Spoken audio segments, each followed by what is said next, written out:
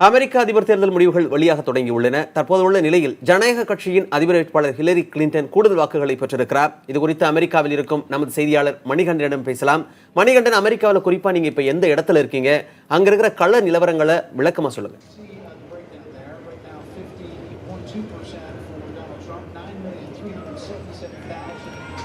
மணிமாறன், நான் இப்போது நின்று கொண்டிருப்பது நியூயார்க் நகரின் மையப்பகுதியான டைம்ஸ் ஸ்கொயர் பகுதி. இந்த பகுதியில் இருந்துதான் மக்கள் தேர்தல் முடிவுகளை உன்னிப்பாக கவனிப்பார்கள். பெரிய திரைகளில் தேர்தல் முடிவுகள் அறிவிக்கப்படும். நான் தற்போது நின்று கொண்டிருப்பது டைம்ஸ் ஸ்கொயர் பகுதியில் இருக்கக்கூடிய ஒரு மிக சிறப்பு வாய்ந்த ஒரு தொலைக்காட்சி நிறுவனத்தினுடைய அரங்குக்கு அருகில் இருந்து பேசிக் கொண்டிருக்கிறேன். இந்த பகுதியில் மிக பிரம்மாண்டமான திரைகள் அமைக்கப்பட்டிருக்கின்றன. இங்கு ஏராளமான மக்கள், ட்ரம்ப் ஆதரவாளர்களும் ஹிலரி ஆதரவாளர்களும் ஒரே இடத்தில் கூடி தேர்தல் முடிவுகளை அறிந்து கொண்டிருக்கிறார்கள். தற்போதைய நிலைப்படி ஹிலரி கிளின்டன் சற்று முன்னிலை வகிப்பதாக தெரிய வந்திருக்கிறது. கிட்டத்தட்ட 60க்கும் மேற்பட்ட தேர்வாளர் வாக்குகளை அவர் பெற்றிருக்கிறார் இதுவரை அறிவிக்கப்பட்டதில். நியூஜெர்சி போன்ற எப்போதும் ஜனநாயக கட்சிக்கே ஆதரவளிக்கக்கூடிய மாநிலங்கள் அவருக்கு ஆதரவாகவே வாக்களித்திருக்கின்றன. வாஷிங்டன் டிசியில் இருக்கக்கூடிய 3 தேர்வாளர் வாக்குகளும் அவருக்கே சென்றிருக்கின்றன. இருந்தபோதிலும் டெக்சாஸ் போன்ற மாநிலங்களில் குடியரசுக் கட்சிக்கு ஆதரவான நிலை எப்போதும் காணப்படும். இந்த முறை குடியரசுக் கட்சிக்கு ஆதரவான நிலை சற்று இருந்தாலும் அவ்வப்போது ஹிலரி கிளின்டனுக்கு ஆதரவான நிலையம் மாறி மாறி வந்து கொண்டிருக்கிறது. ஒருவேளை டெக்சாஸ் மாநிலம் ஹிலரிக்கு ஆதரவாக வாக்களிக்குமேயானால் அது ட்ரம்புக்கு மிகப்பெரிய பின்னடைவாக இருக்கும் என்று கருதப்படுகிறது. இருந்தாலும் வழக்கமாக ரிபப்ளிகன் என்று சொல்லக்கூடிய குடியரசுக் கட்சிக்கு ஆதரவாக இருக்கக்கூடிய கென்டகி, இண்டியானா, ஒக்லஹாமா போன்ற மாநிலங்கள் ட்ரம்புக்கு ஆதரவாகவே வாக்களித்திருக்கின்றன. மணிகண்டன், முன்பெல்லாம் தொலைக்காட்சி விளம்பரங்களையும் நேரடியா மக்களை சந்திச்சும் பரப்புரை மேற்கொண்டு வந்தாங்க. ஆனா அமெரிக்க அதிபர் தேர்தலை பொறுத்த வரைக்கும் சமூக வலைதளங்கள்ல பரப்புரை மேற்கொள்வது முக்கியமான ஒரு விஷயமா இருந்தது. குறிப்பா சொல்லணும்னா குடியரசுக் கட்சியோட வேட்பாளர் டொனால்ட் ட்ரம்ப் இதுவரைக்கும் இருந்த அதிபர் வேட்பாளர்களையே அதிக அளவுல ட்விட்டர் யூஸ் பண்ண ஒரு பெருமையை அவர் பெற்றிருந்தார். தற்போது 3 தொகுதிகளில் அவர் வெற்றி பெற்றதா அறிவிக்கப்பட்டிருக்கு. இதை குடியரசுக் கட்சியுடைய ஆதரவாளர்கள் எப்படி பார்க்கிறார்கள்? இதோடைய முழுமையான முடிவு என்பது எப்போது தெரிய வரும்?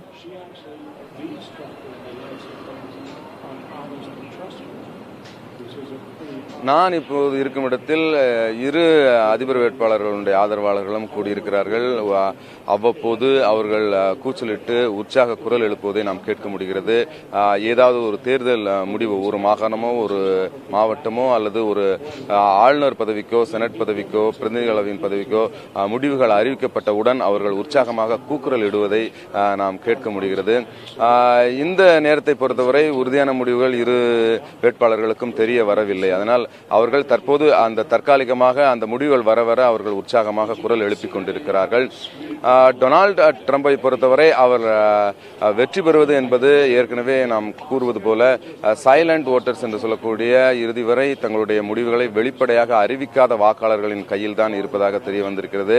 தற்போதைய நிலவரப்படி எந்த ஒரு ஜனநாயக கட்சியினுடைய மாநிலமும் டொனால்டு ட்ரம்பினுடைய கைக்கு செல்லவில்லை. ஏற்கனவே குடியரசுக் கட்சிக்கு ஆதரவாக, அதாவது பாரம்பரியமாக இருக்கக்கூடிய அந்த மாநிலங்கள் மட்டுமே டொனால்டு ட்ரம்பிற்கு ஆதரவாக வாக்களித்திருக்கின்றன.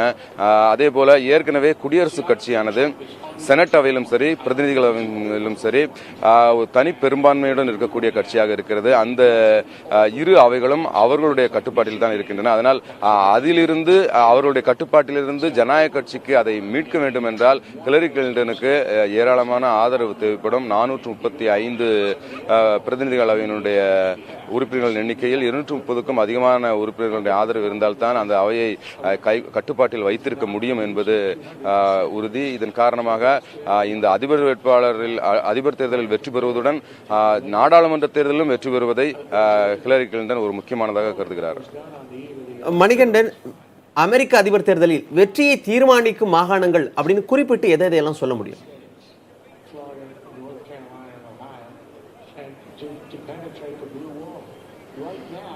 வெற்றியை தீர்மானிக்கும் மாநிலங்கள் என்பதில் மிக குறிப்பாக புளோரிடா மாநிலம்தான். 2000ஆவது ஆண்டில் இந்த மாநிலம் மிக முக்கியமான திருப்பங்கள் ஏற்படுவதற்கு காரணமாக அமைந்தது. கடைசி வரை இந்த மாநிலத்தினுடைய தேர்தல் முடிவுகள் அதிபர் வேட்பாளர் யார் என்பதை தீர்மானிப்பதில் முக்கிய பங்கு வகித்தது. இந்த மாநிலத்தில் யார் வெற்றி பெறுகிறாரோ அவரே அதிபராக முடியும் என்ற நிலை அந்த தேர்தலில் இருந்தது. ஒவ்வொரு தேர்தலிலும் சரி இந்த மாநிலத்தில் வெற்றி பெறக்கூடிய வேட்பாளருக்கு அதிபராவதற்கான அதிக வாய்ப்பு இருப்பதாகவே நம்பப்படுகிறது. இந்த மாநிலம் எல்லா நேரங்களிலும் ஒரே வேட்பாளருக்கு ஒரே கட்சிக்கு வாக்களிப்பது இல்லை. இதே போல பல மாநிலங்கள் 20க்கும் மேற்பட்ட மாநிலங்கள் இருக்கின்றன. சில தேர்தல்களில் இந்த எண்ணிக்கை மாறக்கூடும். இந்த தேர்தலை பொறுத்தவரை புளோரிடா, வெர்ஜீனியா, பென்சில்வேனியா போன்ற பல்வேறு மாநிலங்கள் இருக்கின்றன. அரிசோனா கூட இந்த கணக்கில் நாம் சேர்த்துக் கொள்ள முடியும். புளோரிடாவை பொறுத்தவரை தற்போது முழுமையான தேர்தல் முடிவுகள் இன்னும் வரவில்லை. ஓரளவிற்கு முடிவுகள் வந்து கொண்டிருக்கின்றன. 30-40% அளவிற்கு இந்த மாநிலத்தினுடைய தேர்தல் முடிவுகள் வந்திருக்கின்றன. தற்போது அந்த மாநிலத்தை பொறுத்தவரை ஹிலரி கிளின்டன் முன்னிலையில் இருப்பதாக தகவல்கள் வெளிவந்திருக்கிறது. இன்னும் முடிவுகள் வருவதற்கு பல மணி நேரங்கள் ஆகக்கூடும். மணிமாறன். நிச்சயமா மணிகண்டன், உலகமே உற்று நோக்கி கொண்டிருக்கும் இந்த அமெரிக்க அதிபர் தேர்தலுடைய முடிவுகள் இன்னும் சில மணி நேரங்களில் வெளியாகி இருக்கிறது. முழுமையான முடிவுகள் சரியாக எத்தனை மணிக்கு தெரிய வரும்?